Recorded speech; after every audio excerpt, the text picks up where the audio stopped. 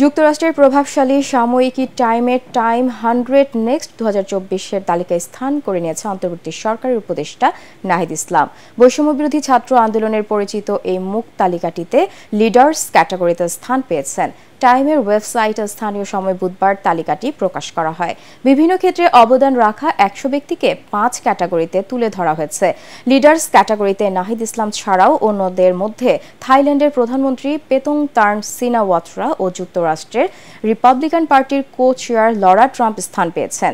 নাহিদ ইসলামের বিষয়ে টাইমের প্রতিবেদনে বলা হয়, 26 বছরের চেয়েও কম বয়সে বিশ্বের অন্যতম শক্তিধর সরকার প্রধানকে ক্ষমতাচ্যুত করতে তিনি ভূমিকা রেখেছেন। বাংলাদেশের সাবেক প্রধানমন্ত্রী শেখ হাসিনার বিরুদ্ধে গড়ে ওঠা ছাত্র আন্দোলনের নেতাদের একজন তিনি। আন্দোলনের এক পর্যায়ে নাহিদ ইসলাম শেখ হাসিনার পদত্যাগের এক দফা কর্মসূচির ঘোষণা করেন।